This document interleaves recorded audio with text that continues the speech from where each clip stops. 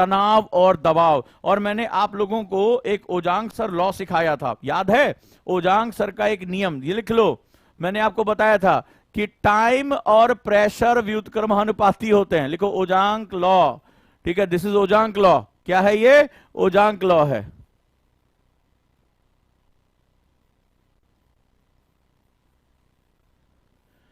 Time और pressure व्युत्क्रमानुपाती होते हैं। टाइम जैसे से कम होता जाएगा, प्रेशर उतना ही बढ़ता जाएगा। तनाव और दबाव इस एग्जाम की सबसे खास बात है, और ज्यादातर लोग इसको नहीं डील कर पाते। जो लोग अंदर से कमजोर होते हैं, जिनके सपनों में जान नहीं होती है, जैसे प्रेशर पड़ता है वो टूटकर बिखर जाते हैं।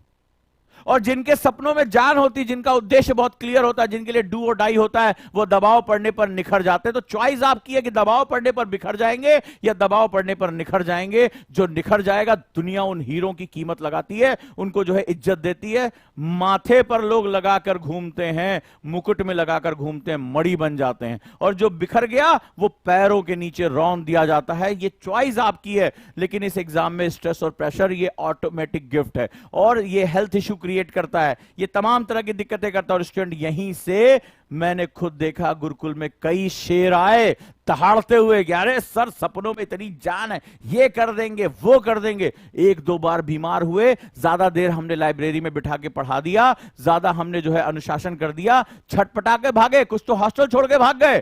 क्यों भाग गए? कि यहां भैया बहुत नियम है, हम अपनी जिंदगी नहीं जी पा रहे। अपनी जिंदगी मतलब,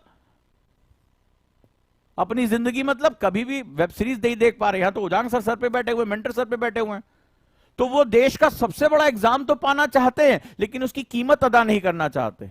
तो संसार में ऐसा कोई नियम नहीं कि बिना कीमत अदा किए तुम किसी चीज को हासिल कर लो। उसको जो कहते हैं उसको भीख कहते हैं, और भीख की वैल्यू नहीं होती है।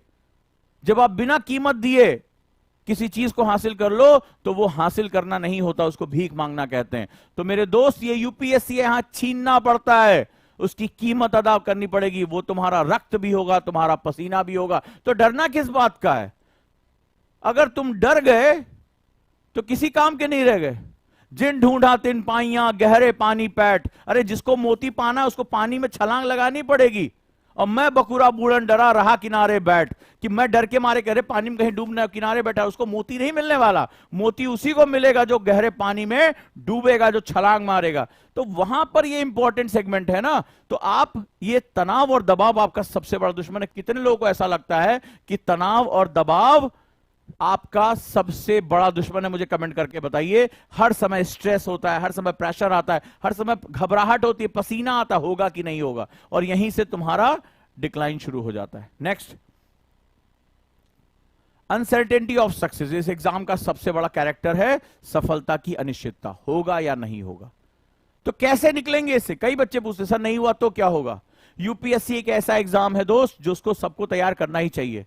आपकी पर्सनालिटी बदल जाती है, आपको अपना रास्ता मिल जाता है। मैंने पहले भी कहा था, इसीलिए आरएफआर बैच लॉन्च किया, ताकि आपका डर खत्म हो। क्योंकि अगर आपने प्रीलिम्स भी क्वालिफाई कर लिया, मेंस भी देकर गए, आपको कभी जिंदगी में अनिश्चितता क्या है, अनसर्टेनिटी क्या है, और वो है पैसा कैसे कमाएंगे, मां बाप को जवाब क्या देंगे। अगर आपने आरएफआर बैच भी ज्वाइन कर रखा है तो आपका प्रीलिम्स बड़े आसानी से निकलेगा, श्योर शॉट गारंटी के साथ निकलेगा, और आप बहुत आराम से कहीं पर भी 25-30 हजार रुपए आराम से कमा सकते हो। किसी के सामने हाथ फैलाने की आवश्यकता नहीं है। आरएफआर बैच तो आपको कितना रिटर्न करेगा इसको आपको अंदाजा भी नहीं है।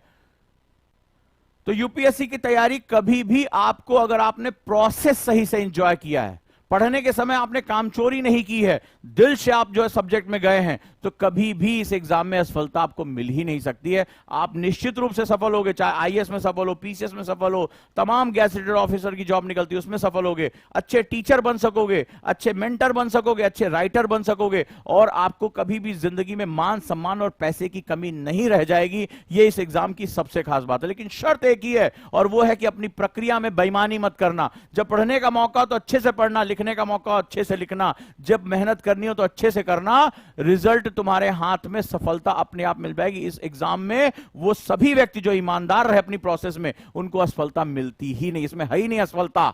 असफलता केवल उनके लिए जिन्होंने पूरे 1 साल 2 साल अपना जी चुराया, बेईमानी की है, और जब पढ़ना था तो उन्होंने वो सब